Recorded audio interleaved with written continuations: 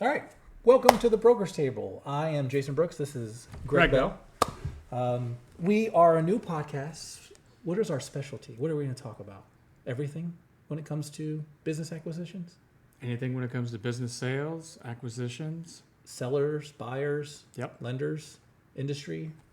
What else? Multiples, we're going to talk about everything. Oh my God, yeah. It's changed a lot. We've both been doing it for about 10 years. Mm-hmm. Combined, I think we just talked about this. We've done over 50 million At least. at least. Yeah, at least I 50 think million. it's higher than that, but Yeah. we'll say 50 million, Say between 50 and 65, Yeah. somewhere in there. somewhere around there, in deals. So, we figured there's not enough information out there. There's some information out there that we both laugh at. And a lot of buyers and sellers have zero information, which is why we exist, but we also want to make sure we get that information out to them so they're more well-informed before they start talking to a broker. Exactly. Yeah, exactly. I think it's more, for me, I've always found that it's the sell side that Yeah. needs the information more than the buy side. 'Cause Yeah. most buyers have been looking longer, and they've looked at multiple businesses, which means they've taught themselves or they have somebody helping them. And there's a lot of services out there that help the buyers too. So Yeah. we've run into those. Yeah. There's some that use AI now, which is Yes. great. Yeah. I mean, it's tough. I think the industry's changed drastically in the last 10 years. I know this year's been different. Mm-hmm. And from what I've seen, it was slow go. The beginning of this year with sellers, but also buyers. Yeah. I don't know what do you think that was? It's the market? Is it the I think instability has been economy? I think Yeah. instability in not only the economy but in general has made sellers very nervous. Some of the sellers that I've talked to over the last couple of years, for instance, they're worried about giving up that cash flow that they get off their business. And what are they going to do if they don't have that cash flow and something really bad happens? Yeah. What are they going to do? So that tends to be a deterrent because, for instance, there's been talk for the last almost 10 years about the silver tsunami. Most of your small businesses in the country are held by boomers, and Yeah. those boomers are retiring and they're getting towards the end of their retirement. But I see a lot of those boomers holding on to whether it's a job or their business longer than they would have because of a lot of the instability. But I think that's starting to change. Yeah, but also the younger generation is fearful of taking over mom and dad's business. They are. There's because a lot of volatility. There's a lot So- of. I mean, we run into that a lot. A lot of that. The last two deals. The kids don't want to Yeah, take the they didn't business, want it. and they end up selling it, and that Yep. wasn't necessarily their plan.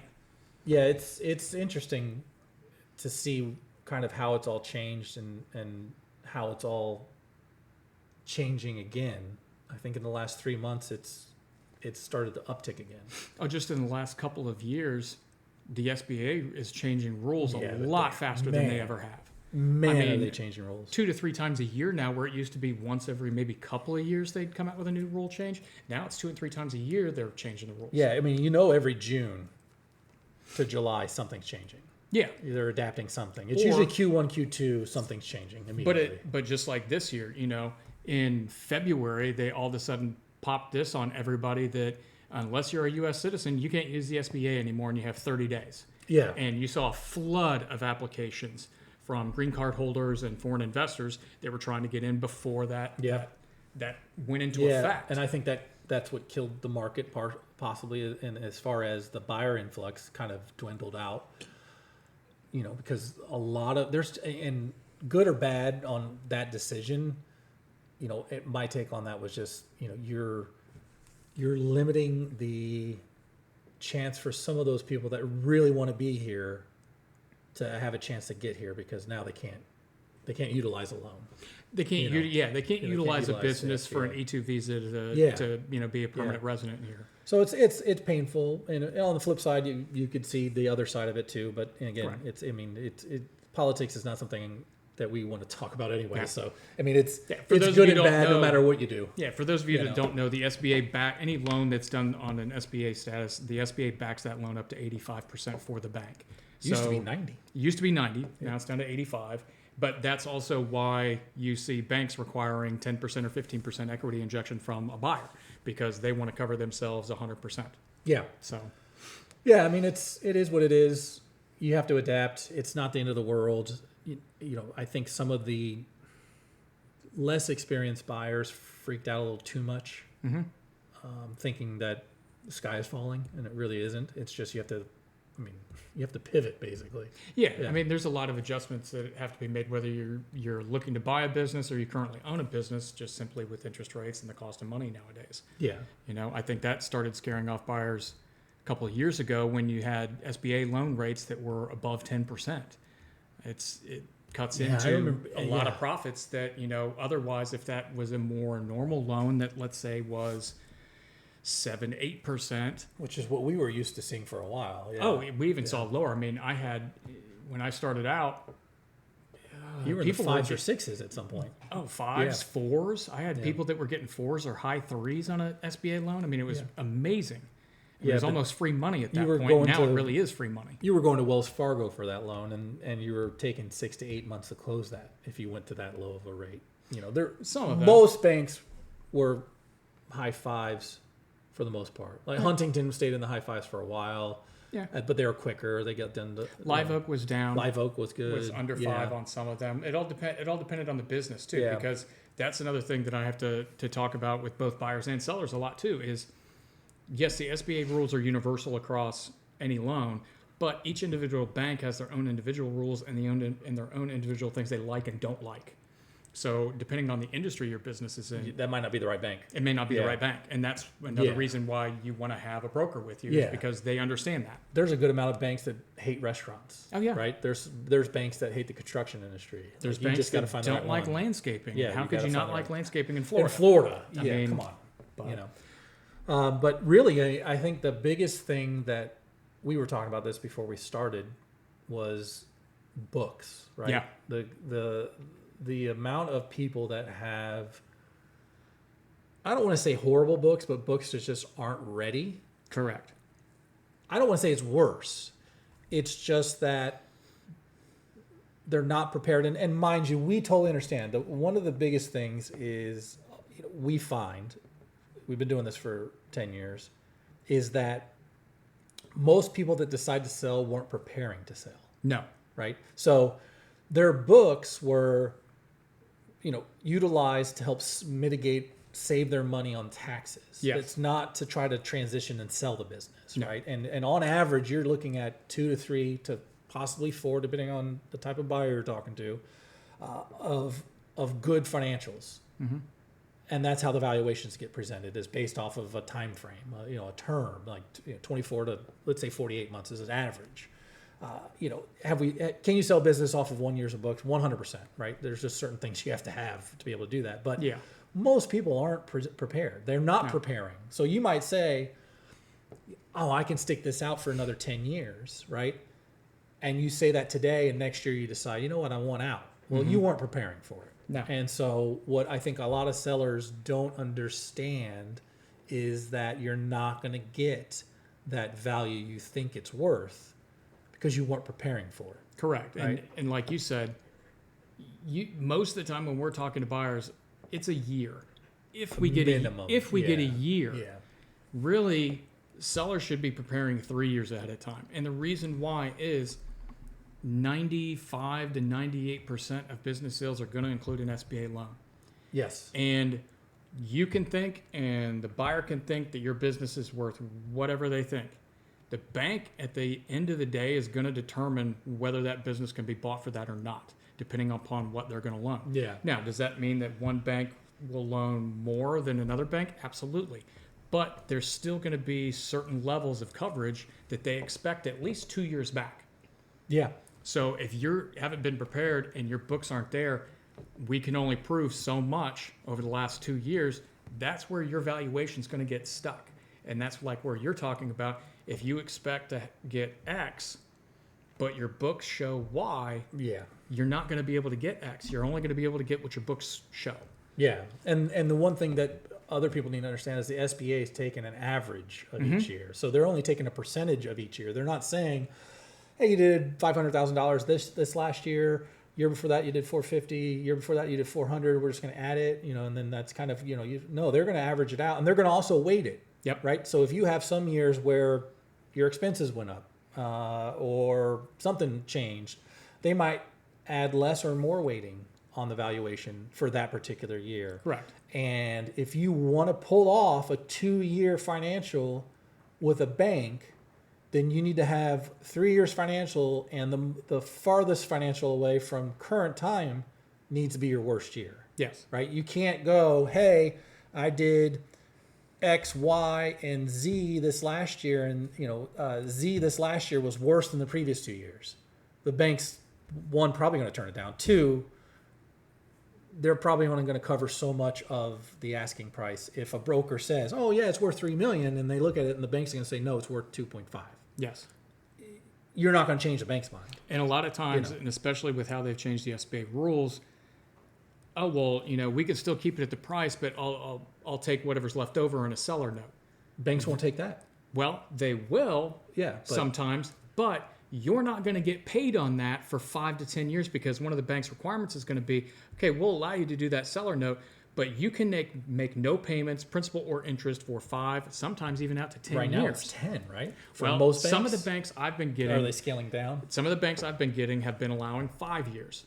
So, for instance, I've got a client that I'm working with right now, and that's one of the things we're working on right now is a 5-year note, and it's completely on hold for 5 years. Yeah. Now, they're also going to get a balloon payment that includes all that interest accumulated over 5 years. So they're comfortable with it, especially with who the buyer is, having direct. And this is another thing too. If you're a buyer and you're an accountant and you're looking at a construction business, don't expect to get a large seller note or a lot of help No. with that.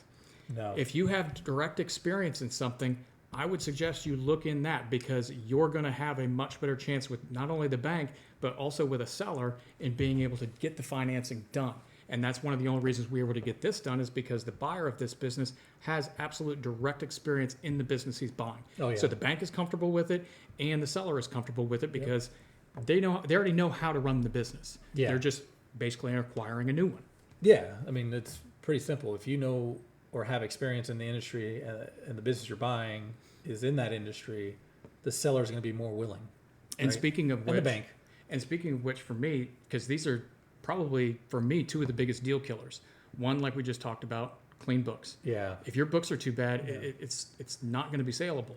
And 2, if you can, which you really, really should, start preparing years ahead of time to not make yourself as, if I'm not Pull here yourself out. 4 and 5 days a week, the Yeah. business is going to tank. Yeah. You need to have processes and people in place so you are not essential to the business, because the more essential you are to the business, the less you're going to get as well. The multiple goes down. The multiple goes Yeah. down and the saleability goes down.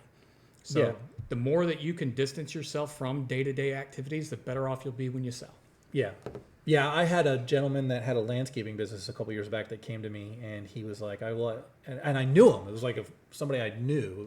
It was an acquaintance I knew, but he's like, I know you're a broker, and I've seen your name. I've heard you're pretty good at it. And I was like, yeah, I mean, I guess. And he's like, I have this business I want to sell. And I was like, all right, cool. Show me the books. And he showed me the books, and they were all right. It's a landscaping business. They were clean, but I think I can't remember what his net was, but it was somewhere in like the 2s or 3s. And and this was when landscaping was hotter than it. I mean, landscaping is always hot down here Yes. as far as, multiples are pretty strong. And if you have a really good cash flow, if you're more commercial than residential, Yes. that's a plus. Commercial's a huge Commercials, plus. Commercial accounts, you're going to get higher multiples if you have more commercial than you have residential accounts. But I looked at everything, and one of the questions I said, how much of this business do you run? And he's like, well, I work every day. Okay, cool. How many days is that? Well, 5 days out of the week. Are you working 40 hours? Maybe 50 to 60. Okay. And then I said, well, let's meet up. I'll show you the presentation of the valuation, and we'll take it from there, and you can decide, right? Yeah. I always tell, when I talk to sellers, I always tell them, when I first initially talk to a seller, I say, listen, I don't share anything. So whatever you give me, it's just between us. My evaluation is only for your eyes. The valuation that I give you is not the same valuation I hand out to the buyers. It looks different. This is more black and white, cut and dry, Yep. a lot more to the point than what I'm going to do when I present it to buyers. because I need to be more direct with you about value. And if that's okay, then we can move forward, right? And so I say that to everybody I deal with. And so we looked at everything. I sat down with them, and I think at the time you can get a landscaping company. He had commercial accounts, decent sales, wasn't a big company. Obviously, if he's only pulling 300,000, he's not like cashing in at 5 million a year. He's, Correct. I think he was doing about less than 3. And he goes, yeah, I know the multiples are really strong right now. So he had educated himself. And I said, yeah, they are strong. I said, but you run the business, right? You work 40, 50, 60 hours a week. I said, are you ever on the mower? And he goes, no, but I do drive to, the commercial accounts weekly and make sure that, if my teams are there, that they're doing what they're supposed to be doing. I go in and inspect, make sure that, hey, you did this, but you didn't do this right, do this again or fix that. I said, okay. I said, you're going to get a 3.5 multiple on this business. And so it's just less than 3. I think I've priced them at like 700 or something around there. And he literally went, I can get way more for that. And I went, oh. He goes, yeah, my buddy sold his business at a 6 multiple. Yeah, there's always a buddy. There's that always a sold their buddy. business There's always for an a ton aunt. of There's always an money. uncle. Yes. And I had to have that conversation. Okay, cool. But does he have the exact same accounts? Does he have the exact same books? Do you work as much as he does? Or does he work as much as you? And all of them were no. And I was like, then how do you expect to get what he got? And not when only you're that, not even close to what he has. Yeah. And not only that, let's be honest, everyone. People are with their businesses just like they are with the car deals. Yeah. They're going to tell you they got the best car deal in the world and so on and so Yeah. forth. And They can not tell to you s- they sold their business for whatever they want. Is it true or not? Yeah, but you listen, never know. We're not trying to be pricks No. at all. But there's reality and there's fantasy. Nobody has the golden goose. No. Nobody has something that somebody doesn't already have when it comes to businesses. You might do something better than some of the other businesses, and yes, there's value to that. Yeah. But that's not. That's not going to take you from a It's 3 not, to a 6. It's not going to. Yeah, you're not adding a point of multiple because your customer service is that much better, Yeah. right? If everything was that much better, then yes, you deserve what you was asked. Even if your business has a moat, at the most, that's adding 1 point to your multiple. At Yeah. the very most. Most of the time, it's probably going to be a 0.5 point. Yeah. And that's a moat. That's saying, hey, nobody does what I do. Nobody can do what I do. I've Yep. got a moat around me. Well, that's Cool. That's Cool. definitely great, but it's Yeah. not going to make your business worth 5 times more than what it normally would be. Yeah, and the other thing is location. Yeah, location. Location There's makes a lots of difference. things. Like I've told many people, especially when I did some restaurants. I don't mind doing restaurants. The problem with restaurants is books are never clean because if you're a restaurateur, Yep. your job literally with your financials is to show as little as you can because you're going to get whacked. I mean, the Yep. food costs and margins are low. It's hard. I think the most of the time they're making most of their money off liquor sales if they can do the Yep. liquor. You're looking at what I think 15 to 21% margin off of food if you're lucky. Oh, that's If high. you're lucky, if you're you're decent, 15 if you're a good restaurant, If you're right? 15%, you're You a know, good restaurant. Most of them are going to operate probably Tens. under 10. Yeah, The ones I've had, they've Yeah. been 7, 8, but 9. this guy was on the water off a canal, but he was like 6 miles in from the ocean. Good business, Yep. and I hit him with the value. It was a $4 million business. I was like, dude, this thing's worth $4 million. And he's like, oh, that's great. He goes, but what about location? It's got to mean something. I said, if you were, and it's funny, it's something that I heard Joe say it one time, and it always stuck with me. And I said, if he goes, well, I think I got to believe it's worth more than that. I said, why? He goes, well, I'm on the water. I'm right here off of the river or canal or whatever it is. Mm-hmm. But he wasn't like in a highly populated area. Yeah, He's you just weren't on the outside. beach. He wasn't on the beach. You're not near the ocean. If you were half a mile away from the ocean, that's a different story. Yep. And I said, if he goes, I should be getting more. And I said, if you were near the beach or on the beach, you'd be valued at what you were worth on the beach. You're worth on the river. Correct. This. So location does make a difference. Yeah. Because, for You know. instance, like... if People you are look going to at want to it- buy business on the beach, less likely to do it on the river. if you look down in Collier County, I could probably name on one hand how many restaurants are on the beach. Yeah. So that would make You'd you have to go literally- extremely special. You'd literally have to go to Marco. Well, Marco. Marco, that's where most for of them are instance, right there. You've got right? Turtle Club, you've Yeah. got Beline, Yeah. and all the others that are out on the beach are private restaurants. And guess So if you're not a part of the Yeah. club, you can't go out there anyway. So And there's- those are the restaurants getting the highest multiples, absolutely. right? I mean, Because they're- you can't, not Yeah. everybody can have this. restaurants don't get 6 multiples. Yeah. You know? No, there's a reason why a Rolls Royce is, Yeah. $850,000 and a Chevy Tahoe is $70,000. Yeah. Everybody can have a Tahoe, not everybody can have a Rolls. Yeah. Yeah. Same for watches now. Yes. You know. But yeah, no, clean books make a huge difference. Your location makes a difference. Everything makes a difference. Now, for the most part, you can cast a net, and most businesses are within a certain multiple, right? And I'm just talking about the industry. So, like, for example, construction-based businesses, trade businesses, plumbers, right? Plumbers are somewhere, good plumbing businesses, clean books. You can get 3.5 to maybe a 5, depending on what you're Depending doing. on what you're doing, yeah. Depending on what you're doing. The average is probably more 3. I would Right? say You'd have to be a little bit more exceptional to get those higher numbers. Yeah, So you the have to have something average is- special about it. or be doing a certain number, right? Correct. Like if you're doing 10 million a year, yes. Here's the other thing, people. You have to understand something. If you're only doing $2 million a year in sales, you're not going to get a 6 multiple, No. right? You're not going to get a 6 multiple like the guy that's doing 10 million in sales. That guy can get a 6 multiple with his business. Now, and that's, I'm being broad about naming a certain industry, but certain industries you kind of know off the top of your head, those are averaging 3. Yeah. These are averaging 4 And trade multiples are going to continue to rise. because we have less people. Correct. So they're going to continue to rise over the next decade. And yes, you have to understand that your $2 million business, doing $2 million in revenue, is not going to get that multiple for numerous reasons. And one of them is to get those multiples, let's say that are 4 and higher.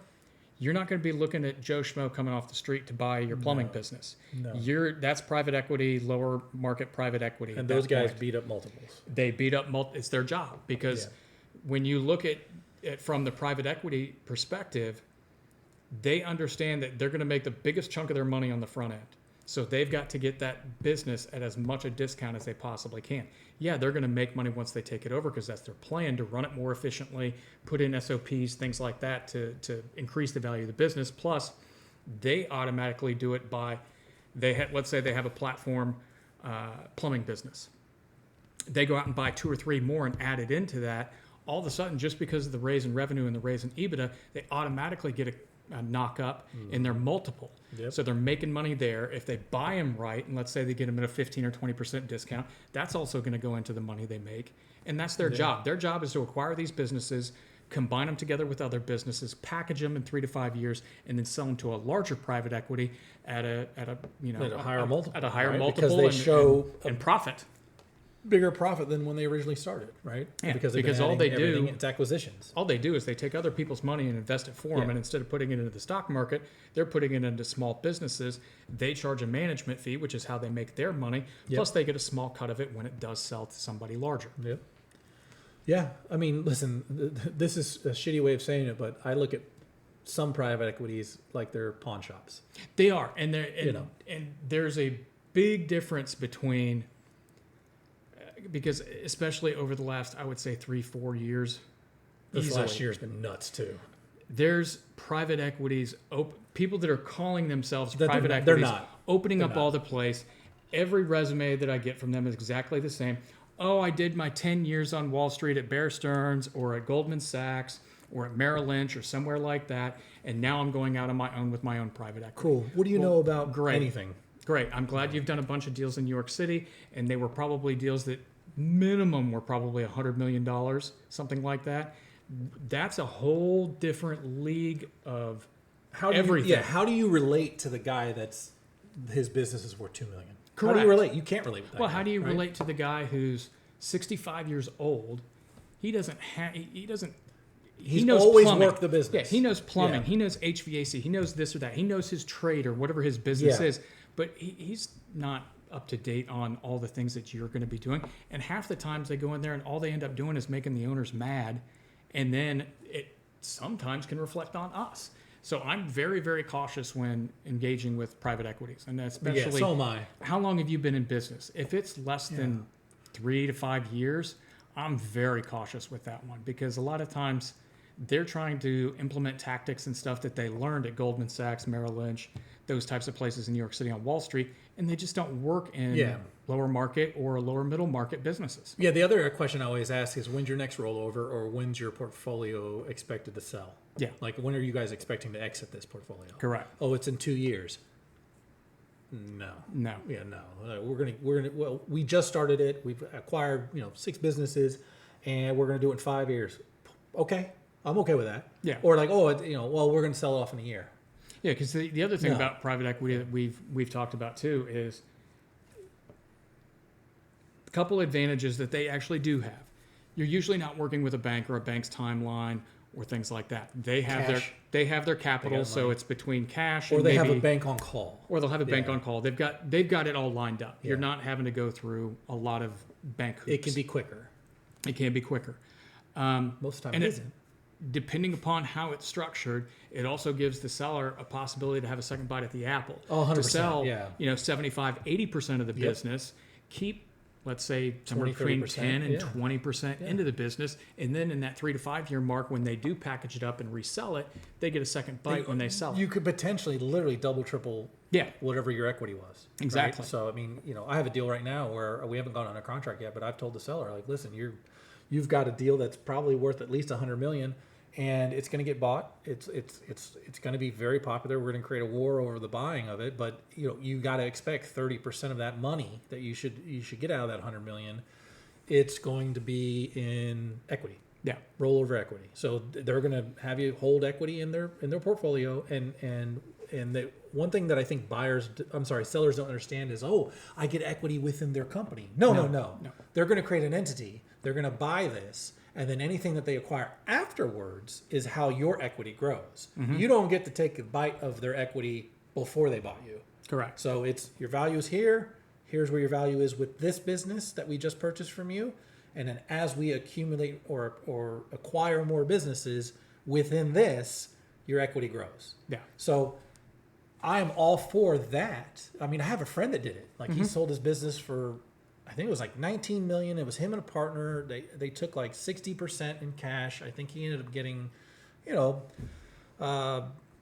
5 million in cash or something like that. And then they held equity, and literally they got to their board meeting on the portfolio.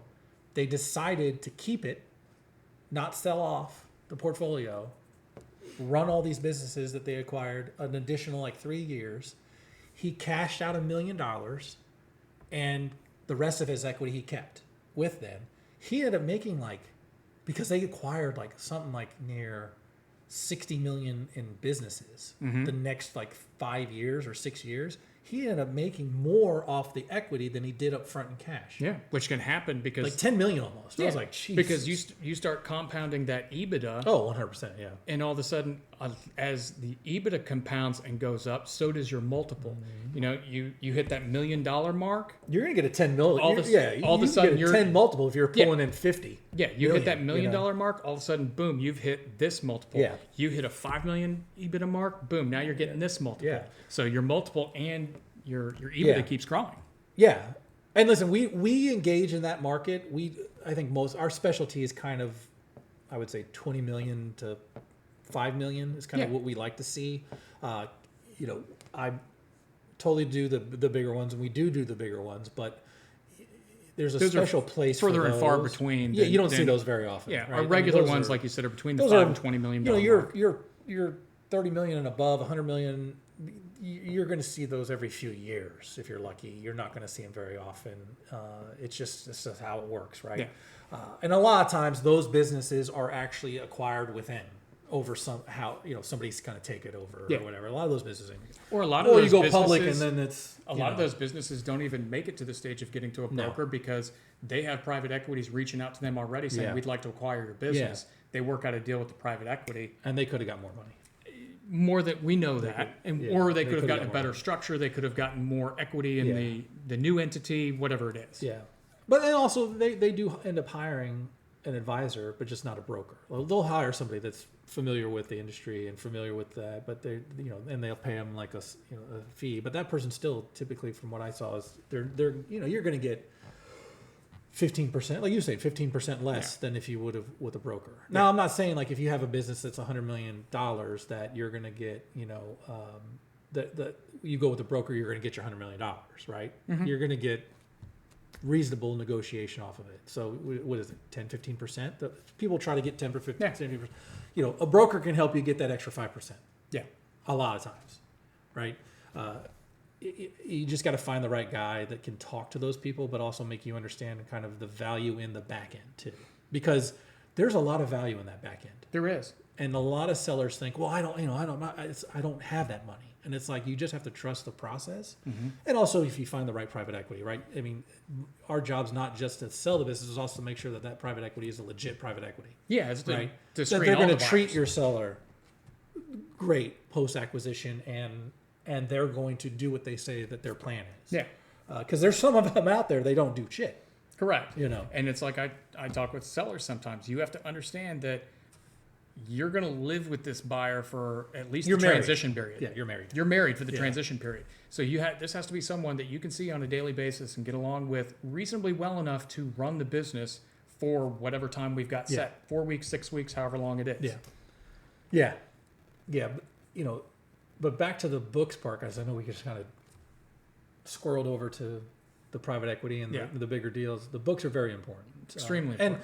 And when we say clean books, listen, I understand that there's a lot of businesses, because we see it all the time, that you write things off through the business, right? Correct. You write your cars, you write your wife's car, you write your kid's car, you write, your health insurance is paid through the business. Mm-hmm. And health insurance, so life there's insurance, a lot all of kinds those, what stuff. we call in our industry, sellers discretionary earnings, right? Yeah. And there's nothing wrong with that. The No. less that you can have, the better. But if you have a net profit of $500,000, right, and you're taking advantage of an additional $100,000 in discretionary earnings, okay, but it's got to be justified. It also has to be proven. You can't just say you did it, right? You have to be able to show it that, hey, I did this. And a lot of times, the first thing I say is put it in your income statements. Yeah. Like if you're paying for Sally's car through the business, add that as an expense in your business because there's where you're justifying it. Mm-hmm. It's in your books.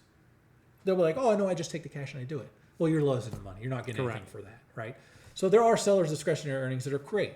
Mm-hmm. Now, if you're like, well, I only make $200,000 in net profit, but there's like $500,000 that I'm taking advantage of through the business on a personal level. You're no buyer is going to be like, oh yeah, I'll count all of it. Yeah, no. And no bank is going to count all of it. No bank is going to count all of it.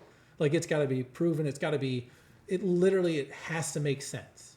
If you go buy a $100,000 boat, I can make that work. I've made it work. Because it's like it's a one-time purchase. Yeah, I've made it work in the past too. I've had a client. But I've had some people. I've had buyers who be like, no, I'm not going to count that. Yeah, and I've had buyers. Yeah, because I've had a seller that literally did the boat. Well, not only the boat, he spent $150,000 on the boat, and then he spent $150,000 on the dock to park the boat at. Yeah. So $300,000 in a year. Yeah, we can show it. We've got receipts, but it doesn't make a buyer feel better because you never want to. The other thing I have to tell sellers all the time, your business is not your own personal piggy bank. You can't just rate it when you want to go get a G-Wagon or you want to do this or you want to do that. I mean, I've had businesses where I've gone through, there's Porsche 911 turbos, there's G-Wagons, there's all these, $300,000, $400,000, $500,000 automobiles. And it's like, the least you could have done. You have an air conditioning business. Yeah. No, a 911 Turbo S does not, But the least you could have done is buy it through the business. Yeah. And expense it through your income statements. Well, and that's why I tell because people, then it just makes a buyer would be more willing to swallow that. Yes, and that's why I also suggest to people, if you're going to buy the expensive toys and you're going to do it through your business, lease it. Oh, 100%. That's what lease I did. It. Yeah, I leased my car. Then you can easily take it through it's there. It's 100% write-off. And it's 100% write-off. Yeah. Plus, it's not a $200,000 hit to the books. Yep. It's, and it's also not a vehicle that a buyer is going to expect. No. Like a buyer is going to understand, okay, that's your personal vehicle. Cool. When I buy this business, it's not coming. right? You know, if you go buy a truck and you stick a fucking sign of, you have it wrapped, Yeah. right? And you're like, oh, that's my personal car. A buyer's gonna be like, no, dude, No. you know, are you stripping the wrap off that? No. Oh, well, what are you doing? I'm not. Then you're gonna get an argument over that whole entire expense. Yeah. You know, that should be mine. Well, I'm not going to give you that much money then if you're keeping it, you know, a type of thing. Also, another suggestion I will make, because I've run into this issue as well. Like we've said, if you absolutely can, plan the sale of your business 3 years ahead of time. Yes. And within those 3 years, do not change CPA firms. Keep the same firm God. over 3 years. I've run into several businesses, and a just ran couple into here it. lately, where Yep. over the 3 years they've had 2 or sometimes 3 CPAs. Well, we have to go back and contact one CPA on, let's say, 25 numbers, and another CPA on 24 numbers, and another CPA on 23 numbers. And they don't speak together, and it And it they don't makes for a speak the mess. same language when No. it comes to the taxes. That's No, the funniest they part. don't. Like, I literally just talked to a lady that wants to sell her business. She builds docks. Mm-hmm. Her and her husband, they're at a retirement age. Husband's getting ill. Yeah. And it's I feel sad. And I talked to her and I said, okay, you know, she goes, I don't pay attention to my books. I just stick it all in whatever you know, CRM she uses, and does that, and then I just have my bookkeeper do it. I'm like, okay, well, you do have a CRM. Can you pull a sales report? Yeah, I can pull a sales report. Oh, okay, just send me the sales report. That's fine. Do you have an expense report? Yeah, I have an expense report, but it's not done yet because I haven't done my taxes in a couple of years. I'm like, whoa, that's going to be a problem. Yes. That's problem number one.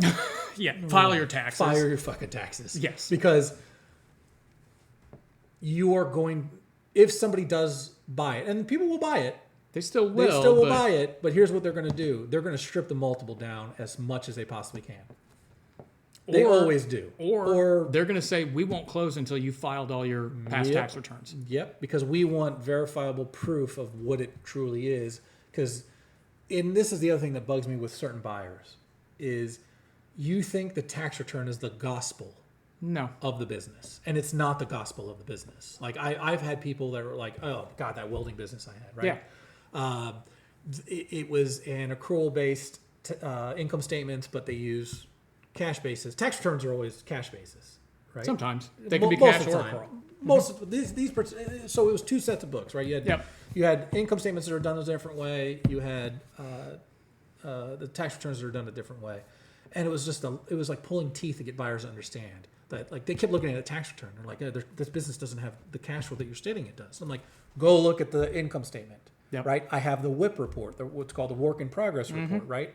And I have the AR, and I have all this, and it's the tax return. No, because this is a type of business where 20 to 40% of their business rolls over to the next year. Correct. They're not completing that work. So they might bill for it, but they're not collecting on it till next year. Or the other way around. Correct. Some do it the other way around. Yeah, I've had the same Oh thing. my God. And it was like, oh, well, the tax return says this. And it's like, dude, are you kidding me? Like, it's what bugs me more than anything personally is when logic doesn't exist. Well, and Right. we both know very well that buying or selling a business is a very emotional thing for people. 100%. As well. And that's You wanna piss the that's seller half off? half of our job is managing people's emotions in that. Yes. And getting them to understand, listen, I understand how you feel about this. Yeah. But if we take our feelings and we put them to the side, this is what the logic and the numbers are actually Yeah. telling us. Yeah. And sometimes it's very difficult to separate someone's feelings from that business, whether it's a buyer or Yeah. seller. I ended up having to do a reconciliation report, right? I had to literally build a whole entire report that showed how you tied in the income statements to the tax returns. Because like the income statements were showing less than the tax returns. Yeah. Right? And we can get into a whole entire discussion of that, right? Yes. If income statements show less than the tax returns, bigger red flag than if the tax returns showed less than the income statements, right? Typically, there's a red flag somewhere. But when you look at what they do, how they move, their work in progress back and forth between the year, right? Between the years, I guess you'd say. And when what they do, it's construction industry. Like there's so many construction industries that do that, right? Yeah. They do whips, they do accruals. They're not. I bill, but I don't collect the money until it's a completed job. Yeah, Right? I mean, I've You know. had a cabinet business that was just like that. Because, for instance, during the typical lead time in custom built cabinets is anywhere between 6 and 8 weeks. Yep. Well, when COVID hit, that went to 20 some weeks. Yeah. And So that's rolling now- into another year. Correct. Right? So Yeah. now you've got stuff that's rolling into another year. We also live in a different type of geographical area in the fact that We're in some Lee of our County, Florida. Yes, we're down in Southwest Florida, so a decent portion of our residents are only here for 3-4 months out of the year. So a lot of times what will happen too is during season when they're down here, let's say they decide they want to remodel their kitchen, they want to order new cabinets, whatever it is. They may go under contract and do that in, let's say, January. But the work on it's not going to start till they get back in October.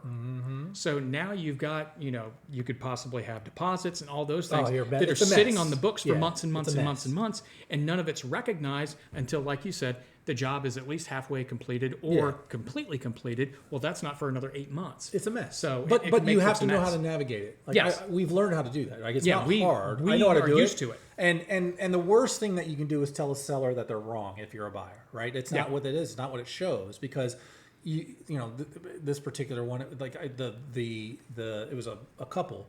The husband literally just couldn't stand any of the buyers because they would come back and go, no, this is what it is. And like I'd have their CPA who did reviewed financial statements Yes. saying that what I was showing is actually more correct because I was basing it off of that. Like this is a reviewed financial statement says this is what their true cash flow is. Yeah. The tax return is only a portion of how the money works with their business. And they would be on the call and with the buyer, and the buyer would just shoot down the financials. Yeah. And you want to talk about losing the potential to buy a business, piss the seller off. Yeah. Because he literally goes, I'm not going to let somebody that doesn't know shit about my business sit there on a camera, on a Zoom, and insult me. I know how my business is run. I know where the money is. I know where the money is. I know where the money goes. I know how much money we have throughout the year. Like it pissed him off. We lost two buyers because he was like, I don't want to deal with those people. Yeah. If they can't understand how this works, and I get it, trust me. There's probably going to be a CPA that's watching, right? Or listening, or a due diligence firm or whatever. They're going to be like, well, no, you have to do it based on GAAP. Not every fucking purchase has to be based on GAAP. Yeah. And I hate to say this, especially to the US based CPAs, GAAP is antiquated. European's version, your European version is the one that's taking hold now. Yeah. And I don't know if anybody's read about how they do it over in Europe, but it's a lot more friendly of reviewing financials than GAAP Well, practices. and I think the focus on tax returns here has been created by the banks. 100%. Because you the can't banks- go anywhere without the bank. Correct. The bank won't say yes unless the tax returns show it. Correct. You could have, They'll for instance, bend a little, but for instance, like some of the businesses we're talking about now, until those 2025 tax returns are filed, the bank will not look at 2025 numbers or count No. 2025 numbers. So the banks are the ones who have really created this. Oh, Yep. you have to focus solely on the tax return. The tax return, like you said, is gospel. No, it's not. and that's why private equity is coming in and taking the bank's place. Yes. Because I've had so many private equities that, like, I have a business right now that's doing very well, and the private equities are like, we'll give them the value for it. Because what private equity is starting to do is they're starting to run on a trailing 24. So they're looking at the tax returns, and the reason why they're looking at the tax returns is just to get an idea of, okay, is this business going down? Is it laying flat? Is it on the upward trend? That's all we want to see. Right? How have your expenses changed in those particular years? Great. Everything looks okay. We would like a monthly income statement going back 36 months or 24 months or 48 months sometimes too.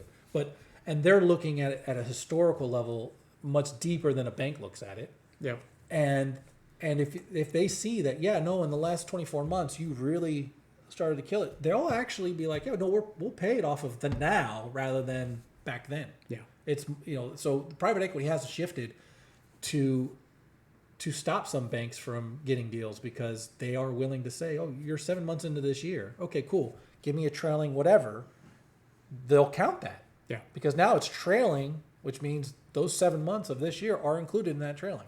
And so they'll base value off of that. And I think private equity has also understood that they're competing with banks. Oh, yeah. And right now, I think private equity is winning in some cases. Oh, absolutely. Yeah. Because I think, Nobody going trusts back the to banks. some of the things that you've talked Yeah. about, the banks are still antiquated in how they do a lot of things. Yeah. And let's be honest, if you're really good at financials, you're not working at a bank. You're not an SBA You loan shouldn't be. officer. No. You're not an underwriter You're- at, You're a CPA, or you're a part of a board. Or you're working private you're equity. working private equity. Yeah, or you're working private equity deals. Or you're working for a big time company. yeah. And the fact that the banks are always going to be the most conservative lenders 100%. because Yeah, 100%. it's defense with them. Private where lending's private coming equity back. is more Yeah. offense. And private lending's growing now. It A little bit. is. We'll see how that ends up The problem going. with private lending is the interest rates are enormously high. Yeah. And the terms are enormously low. Yeah, Like the it's- private lending guys are like, 5 years. It's like, no one's going to take a 5-year loan, dude. Correct. At 17%? Nah, it's not going to happen. No. No. Unless I have like the golden goose or something that I know I can flip and get that money back right away, or they're getting ready to explode on something. And private lending is in a lot of trouble right now. Right now, So, yeah. They were making a strong comeback 2 years ago. Well, they After did. COVID, they were Correct. really After coming COVID, back, they yeah. were really big. But then the market But changed. now I mean, you've look got things like Blue Owl and stuff. Yeah. And Yeah. not only that, some of these larger banks like J.P. Morgan and stuff are backing those. So Yeah, mm, yeah. It's, a little it's funny, sketchy. like what COVID did to the industry, completely flipped it. yeah. Well, listen, our lives changed. Our lives changed.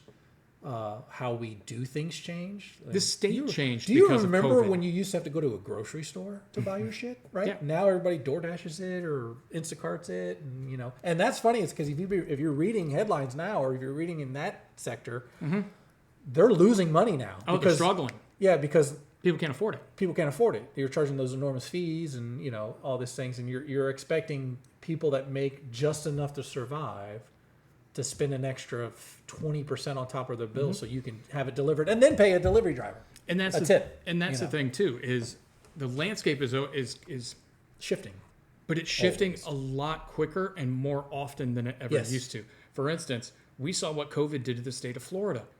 All of a sudden, everybody and their uncle wanted to move to Florida because we were open, businesses weren't closed, so on and so forth. So everybody moved down here. Well, everybody moves down here. Everything's going great. We get 3 major hurricanes back to back to back. Now all of a sudden, everybody's insurance is through the roof. You can't afford to Jesus, live in yeah. Florida anymore. And now you have people exiting Florida. Yeah. Yeah. But those people are also being replaced by a lot of influx of wealth from the Northeast. I mean, you have a lot of large hedge funds and things like that moving down to the Palm Beach area, to the Miami area, to the Broward area. Yeah, well, you said it earlier about the silvers. Like there's a lot of baby boomers that are coming down, right? And what I love the most about what you said earlier, though. You said this. You said people that are seasonal that come here 3 to 4 months out of the year, right? 5 years ago, it would have been 6 months. You notice that snowbirds aren't here as long. They're not up north as long as they normally would be. Now No. they're staying here longer. They are. There has been a transitional move Yeah. also to where, for instance, I could use my parents as an example. My parents used to be snowbirds. They would, spend half their time in Kansas City and half their time down here in Naples. It's not really a snowbird. And then all of a sudden it got to the point where they said, why are we Dealing with the crap. Yeah. why are we going back to Kansas City? We have to deal with the house. We have to deal Yep. with all these things. Yep. We We like the weather. And it got to Yeah. the point where, March, April would roll around when they'd be getting ready to go back and they'd get depressed because, we got to go back to Kansas City. We want to. And they said, forget it. They sold everything in Kansas City and came permanent down here. And I see a lot more of that And it's happening. listen, like I said, this isn't a political podcast, but No. people come down here and you can hate what the news could say whatever it wants about Florida and Texas, right? Because they're going to say how great California is. And we know California is not great, right? We know it's beautiful. I love California. Yeah. It's beautiful. Regardless- But regardless of politics, people are coming down here realizing how much better it is to live in Florida. We don't pay state taxes on our On income, on yeah. income.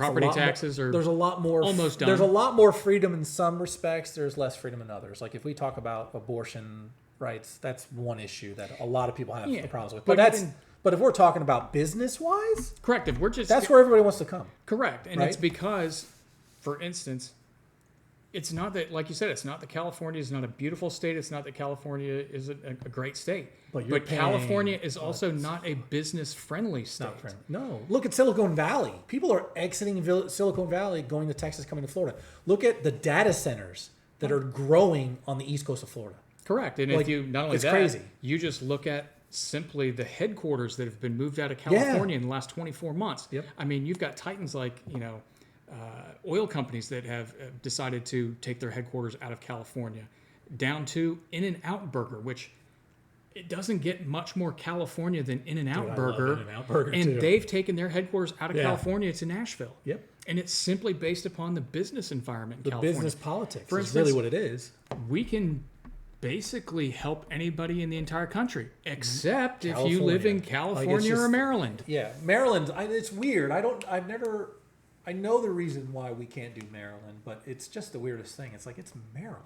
Yeah, but it's, Like I can understand California because it's California. It is beaches. It's beautiful, but we're talking about Maryland. Maryland's beautiful. I'm not saying Maryland's Correct. a shitty place, but it's like an apple and orange. Like, yeah. Well, it's and so it's, crazy. when you get to California, it becomes regulations, Oh, God, regulations. yeah. Regulations. I mean, that's what why you can every- do, what you can't do, Yeah. how you can do it, even if you can do it, so on and so forth. And listen, if you're listening and you're in California and you're like, "Oh, California's great," blah blah blah. I'm not saying it's not great. Right? no, What I'm telling I'm you just is saying it's not as business there's friendly an the environment as regulations other places. across the board in California are so more severe than any other state. Even fucking Washington and Oregon, your neighbors, Yeah. they're not as regulated as you guys are. I mean, let's put it this way: when manufacturers, right, are overseas manufacturers are shipping their product into our country, Mm-hmm. almost everything has a sticker on it for a California regulation. Yes. This does meet California regulations. This doesn't meet California regulations. No. You don't see this state. This doesn't meet Florida regulations, No. or Texas or Kansas or fucking even New York. Like Correct. that's the funniest part for me is like you can't say you're not heavily regulated when almost everything that comes across into our country has to have the California stickers on them. And what You what vast majority of people don't realize or aren't going to realize, regulations are a tax. Oh, everything's a tax. Yeah, But you don't think of it that way. Yeah. But okay, if you think of a tariff as a tax, then a regulation It's is a a tax. tax as well. Yep. Because that increases your cost to doing business in that, in that state, and it helps Where make the state if more money. this state Yeah. didn't have that regulation, let's say you save $1 on each product that you sell or something like That's a that. lot That of goes straight money. to your bottom line. That's a lot of money. For And a lot not of only businesses. that, okay, let's say that makes up enough that not only you can increase your bottom line, but you can hire someone else. Now you're you're more expanding your efficient and now you're expanding. expanding your Yeah. business and you're more efficient. So Yeah. it really people need to think about it in that way as well. And I think states are finally starting to understand and realize we're not competing with other countries. We're competing with other states. Which is the dumbest thing, right? We're a country that's supposed to be unified, but yet we're competing with each other. well, and that's Right? but I mean basically that's kind But of how that's- it was set up. That's how it was set up. I mean it's like for instance but we overly compete. We will compete harder against a different state than we will with China yes. in some things. And it's because like, okay, come on, we have guys, so much you know. control over that. Yeah. And then once you get to the federal government level, Oh, there's, yeah, they gotta there's dip their toe so in much and- control that you yeah. have over that. But I think it's just like, for instance, one thing that's been talked about a lot recently are your international fans coming here to the United States for the World Cup. And a it's so lot much of fun them to watch. really having their first experience in the United States, not in New York City, not in LA, in places in between where LA and New York are very different than the rest of the country. There's They different really places are. in And Miami. Miami. Miami. And there's Yeah. but there's different places, Yeah. It's like they've talked about going to different states in the US for them is like if you're from England, that's like going between England and France and Germany and Italy. Oh, dude. it's all when I was different. over there, it's They like, see yeah. they're coming here and saying, "Holy crap, Florida is so much different than it is in Texas, than it is in Minnesota, than it is in New York, than it is in California." They're all like their own separate thing, and they Yeah. kind of see that. So I think we're starting to wake Yeah. up that, we compete as a country on a global basis, but on a national basis, the states are competing with each other for businesses. Yeah. And the better their and then- environments, the better their chance Yeah. they have at getting I businesses. mean, look at Hollywood, right? Mm-hmm. Look at how Hollywood is slowly falling apart, and Atlanta's booming in the film industry. Atlanta's killing it in the film industry. Oh yeah, Tyler Perry, those, Yeah, dude, those that studios guy's that he built amazing. outside Yeah, of Atlanta. right? I mean, he's Yeah. doing great Doing things. great. Have you seen his house? Like, you know, like, Yeah, but good I for mean- him.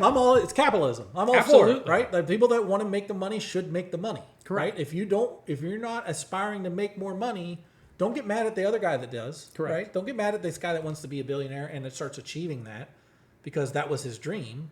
What was your dream? Is it to be that? No. Okay, cool. Be happy with whatever it is that you wanted. Correct. in your And life. that's you know. to me, that's part of the promise of this country is what do you want to do and what do you want to You be? can do whatever you want, because you can right? do whatever you want, be whatever you want. Whether that's a billionaire or you just want to have, a small house and a simple life and, Yeah. and a job And that you work. I'm Great. not going to say that it's easy for everybody. Listen, No. I understand that certain people don't have the opportunities as other people's, whether it's the demographically, if it's economically, it's also where you live too in certain areas or but, And I think but at the that- same time, I think as a country as a whole, we have the best for most people's opportunities than most other countries. Oh, absolutely. And the You're not going to go to whatever and be able to do half of what you're able to do when you come to the United absolutely. States, And, right? and these World Cup fans are proving that because they're going out and saying, I would never be able to do this in my country. yeah, I would never right. be able to have this in my country. I mean, simple things that, for instance, some of these Europeans going over and going, oh my God, air conditioning. Like, Oh, yeah, I saw that We line. think I like, saw that What do story. you mean I was air thinking, conditioning? Everybody has air conditioning. No, go to They're Germany. like, oh my God, No. it's hot outside. go to Germany. But the minute you go through this door, Yeah. it's cold and it's cool. Go to And- Germany, go to They Turkey, had- go to Austria. Like I've been to all those countries. Like there's not everybody has AC. no, right? but I it's mean, it's something that we right? are like. They'll have a split. What do you mean? They'll have a split or a mini split. AC. But it doesn't work as well as an AC in some houses, or they'll only have it in one room, right? They'll only have that split in one room, Mm-hmm. so that's the only room that stays somewhat fresh, whereas the rest of the house is always warm. Like Yeah. I've been in all of them, and it's I mean, it's they're not hysterical. lying. You know who my favorite? And I know we're totally missing And the this is point going of to this be podcast. this is going to be like. But we're this. going to run off. We're going to on have these. information. But and then my we're gonna talk favorite about fans stuff. are the Japanese fans. They clean up the entire stadium after each game. Oh yeah, because that's their culture That's in their Japan. culture. That's in a great Japan. culture. You get done with a You- baseball game in Japan. That's what you do. There's a guy on YouTube, and I love watching his YouTube channel. He's great, and I forgot his name, and I will reference. I'll give him the shout out because he's deserving of it. But he is he started off, like a lot of guys. He's European. He's British. Went over there. I forgot his damn name. I'll have to look it up. But he went over there as a translator, and now he speaks fluent Japanese. He's actually very good at it, but. He does videos of what it's like living in Japan, if you go to Tokyo, where do you shop? Or if you go to Tokyo, where do you go to restaurants? Like he's abroad in Japan. That's what it is. The name is great show. I mean, great channel. Does great stuff. He'll do like the best bars, or and he's not just staying within Tokyo. He'll be like, hey, come with me as I hit the bullet train to go to Osaka or whatever. And he shows like the culture and the cities, and it's very much pro Japan. But the one thing he always says, and I've seen it multiple times, is you don't see trash on the streets. yeah. Like if you're over in Japan, like it goes in Tokyo, walking and eating is frowned upon. Yeah. Like you buy a beef stick, you eat the fucking beef stick right there, then you throw it in the trash. People don't walk eating a beef stick. That's why there's no trash. There's no bins. Like there's no trash cans. Like their trash cans are very limited. Oh yeah. There's And not a just lot like- of areas for trash cans. when Why? I was in London, Because they don't less have trash cans means less people throwing shit. Because it's funny, it's like the more trash cans you have, the more people throw shit on the ground, Yeah. or the more waste you have. Yeah. It's hilarious to me. It's just like when I was in London, they don't have trash cans, but they don't have trash cans for another reason in London. But, yeah, that's completely different reason. Completely It's different reason, but they still don't different have trash reason. cans in Every country London. is different, but yeah, no, it's cool. Like you watch that interaction with the Japanese fans, and it's like that's pretty cool. Yeah, my favorite's been the Tartan Army. The Tartan Army Oh, has dude, been those are crazy. The hysterical. World Cup's fun to watch. Oh, yeah. It's fun to watch. The U.S. looks great, but we're not going to win it. But we look good we'll look good. We look better than we have. To be honest, like I could say what you want to me, whatever. I could care less how the United States does in the World Cup. I'm thrilled with all of the people getting to experience America, because I really think, for instance, our media has portrayed us a lot of times as effing nuts. And From what they see listen, all the time, and we they're can not be wrong in Believe some me, areas. We can yeah, be. They're not wrong. This country was founded by crazy people. Yeah, they literally But- said we don't want kings. Yeah. Well, we You know. one of my favorite The no kings process. one of my always- little always made one of me my laugh. little favorite things is in The Gambler, when John Goodman is giving his kind of advice on life and what America is based on. I won't go through the whole thing. You can look it up, but that's one of my favorite ones. Basically, America is based on FU, and Yeah. he's got a good point at that. Yeah. Go to New York. It's proven. But I love that people from outside the United States are getting to come to the United States and really experience the United States and Americans. Because, for instance, a big comment I've heard is Americans are so friendly. Americans are so outgoing. Americans are so helpful. You never hear that at us described like that. No. But we go out and we see that. We see people helping people for no reason. You know, Yeah. they're not getting anything out of it. They're just doing the right thing and helping someone. yeah. Don't get me wrong. We have slobs. Oh, we have horrible absolutely. people. Absolutely, but You we've know. also got a ton of people in this country that Yeah. are willing to That are help proud you, that are and- super yeah. friendly, that want you to have a great time here, Yeah. so on and so forth. So It's I more just of like, that. I think there's more of that than there is of what's portrayed. Yes, and that's Right. why I'm happy that Yeah. a bunch It of is people fun to from see. outside of the United States are getting to experience And a it's real all America. walks of life. Yes. Like all walks of life. Doesn't matter what color, doesn't matter what creed or whatever it is. Like we're all just kind of, you know. Oh, and all the reactions to It's so Costco's and Bucky's and Buc-ee's is always funny. This is a gas Shit, station. you should see Americans with. If you've never been to a Buc-ee's, Oh my lord! it's the Walmart of gas stations. It's the it's- most amazing thing ever. I'm like, there's nothing in it that makes me go, "Ooh, this place is amazing." It's just to see it and go inside of it. It's not like there's anything in there that you're like, I will never go to another gas station or whatever. It's just like it's just the honestly- spectacle of Buc-ee's. If we had is one, crazy. I wouldn't. To The be honest, if spectacle we of had one, I Buc-ee's wouldn't. is crazy. The bathrooms are clean as shit. The barbecue's the great. barbecue food, the Bucky Beaver balls, nuggets. the beaver nuggets. You know, there's that guy on TikTok that always talks about their pulled pork sandwiches and Mm-hmm. their barbecue sandwiches, and he calls the place Bussies instead of Bucky's. Oh, So he's nice. always like, "There's nothing better than a Bussy sandwich." So like, you know where your brain goes to, and you're just Oh, yeah. dying laughing when he talks about it. Yeah, But yeah, no. But that's what makes this country. That's why people want to come here. That's why people want to come here buy businesses, right? So the Yeah. whole, like, back to what we do, like the whole SBA change, it did hurt. It did. It did hurt those people that are trying to come here and enjoy that. Yeah. Like what and now, don't get me wrong, there are some World Cup fans that aren't having a good experience. There's a referee that's not having a great experience. You saw that, right? Yeah. You saw I feel bad for Iraq. Or Oh, was it for the Iran? Iranian team? Iranian team. Like I feel bad that you literally play a game and then you have to go to Mexico Yeah. because you're not allowed in the United States unless you're playing. Like, are you kidding me? Come on. Yeah. Like I get that we have a war going on, but it's not their fault. Correct. They're soccer players. Yeah. They're not politicians. They're not military. They're soccer players. I'm not worried You about. know. Yeah. I the wouldn't be fact worried about that. Yeah. I'm not worried about a soccer player for the Iranian I soccer don't team care doing that but that American athletes have a platform and say whatever they want. I don't care. That's Correct. their choice. I mean, I would say, say what you want to say. We don't have to listen. No. That's the other thing. Like, you can choose to listen or not listen, right? So it's We got more than one channel in the United States. So if you don't Yeah. like that one, you can Right. flip to another. Like was it Shane Gillis says, everybody's dad's a Fox News dad. That's one of my favorite lines from him because he's like, he's in his stand-up. He goes, listen. He goes, my dad's a Fox News dad, and everybody goes boo in the crowd, right? And he kind of started laughing. He goes, come on, let's be real. Everybody's dad's a Fox News dad. He goes, it didn't start that way. He goes, it didn't start that way with me. I watch Fox News. It didn't start that way with me. And next thing you know, I'm like, these goddamn immigrants. And he's like, and he's like, I'm turning into the Fox News person. And it was like, but it's funny because he can talk about it. It's just, and you can hate him or whatever because there's that controversy with him about the roast of Kevin Hart roast, which I didn't watch it because I'm not a big fan of the roast shows. I mean, they're funny. I'll catch the segments off of like social media, but Yeah.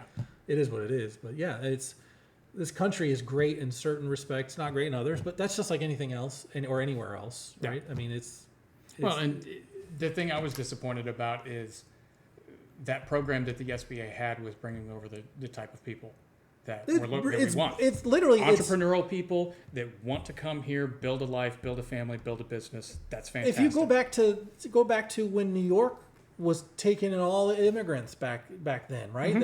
Those are the people that are coming here trying to make a name for themselves, trying to do something better for their family, trying to have that American dream, right? And in modern times like today, part of the American dream is to own a business, right? I want to come to America and I want to own a business. You're literally stripping that of some of those people, right? They can't come and have that American dream. Now, don't get me wrong. There are some other people that are coming in here to buy businesses because they're a big conglomerate somewhere else and they're just trying to acquire within the United States to have a foothold in there.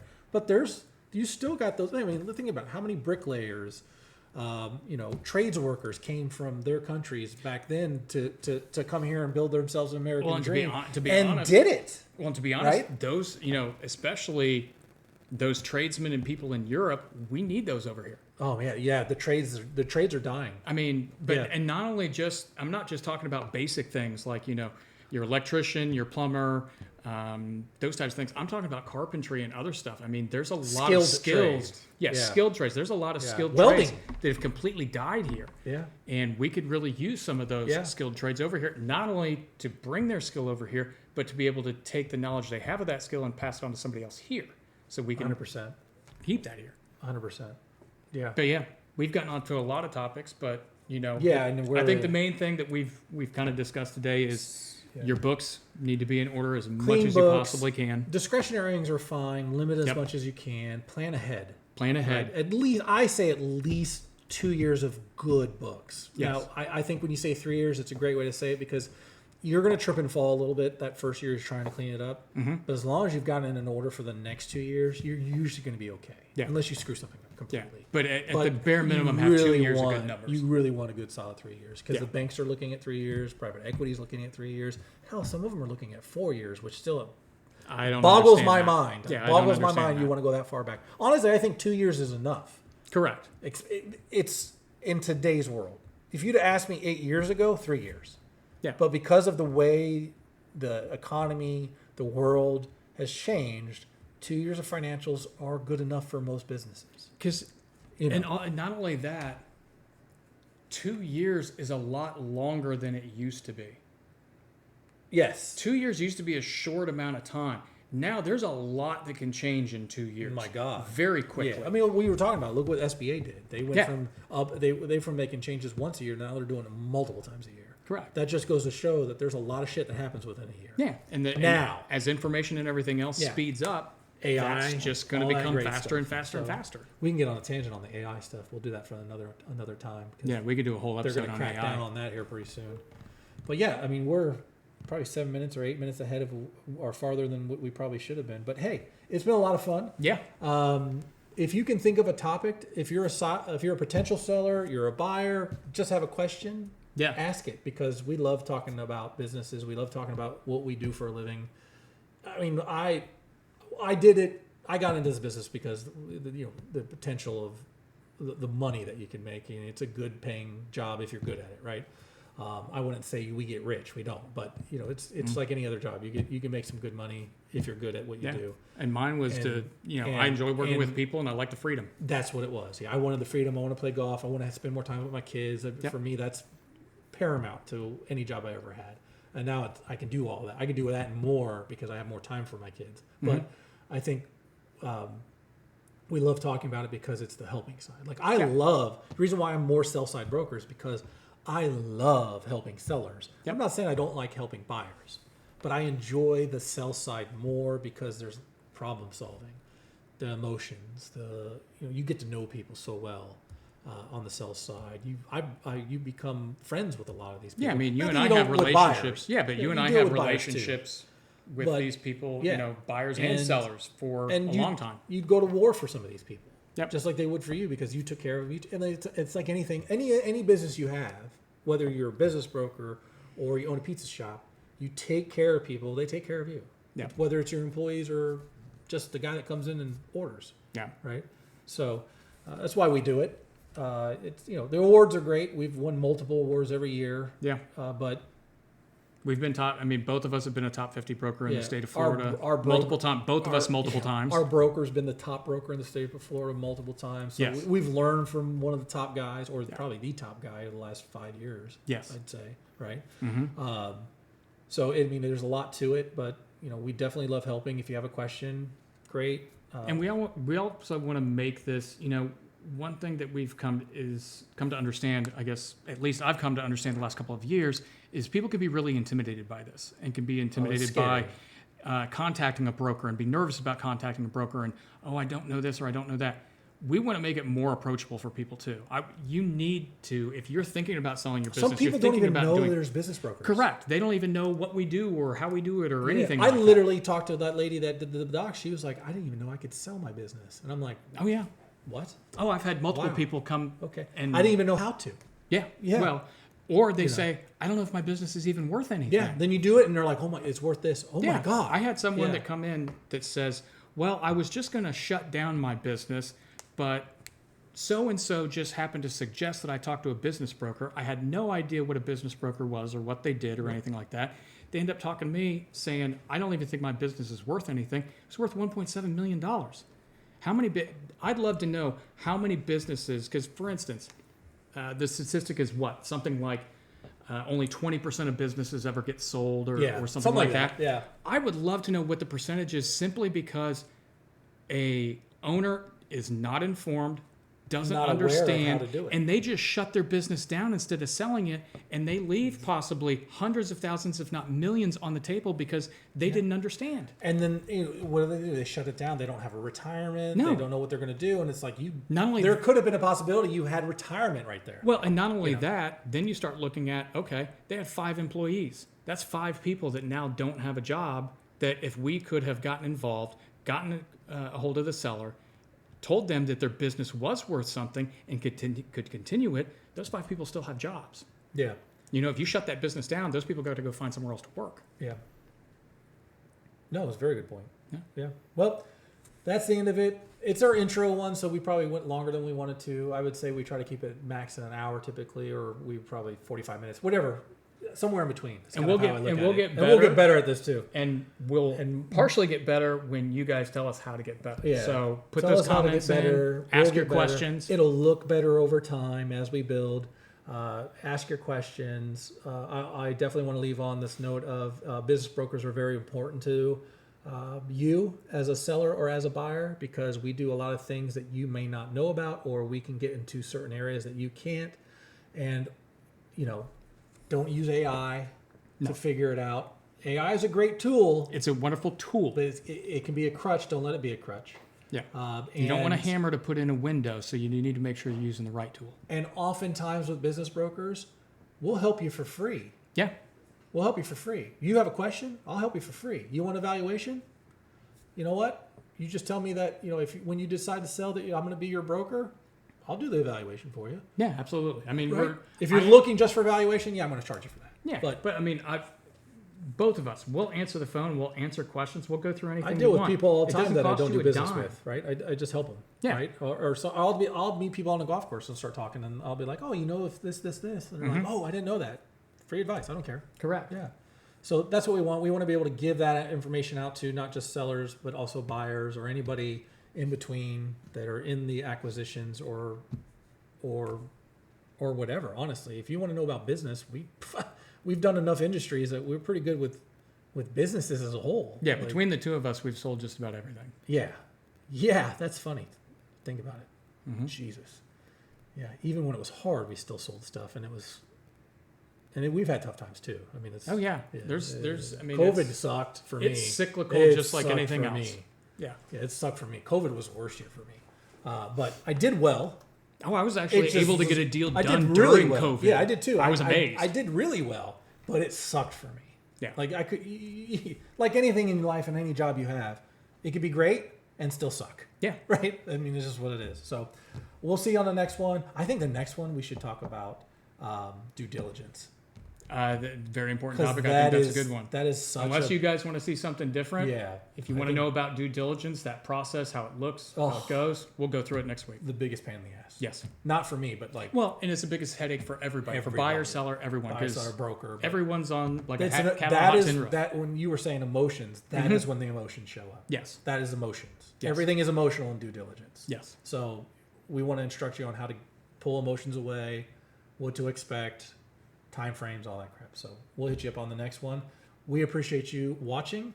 Like I said, we'll improve as you help us improve. Yeah. Right. Like, subscribe, drop us a comment, drop us a question. We'll handle it. Yep, and you can get this on pretty much any platform. Cool. Yeah, the way it's being uploaded, I think you can get it on any platform. I use Spotify, but some people That's use what I Apple use. Music. Some people use I don't even know the other ones. have I just no know idea. Spotify. I like the Spotify. Yeah, that's good. All right, we'll see you on the next side. Take care, y'all. All right.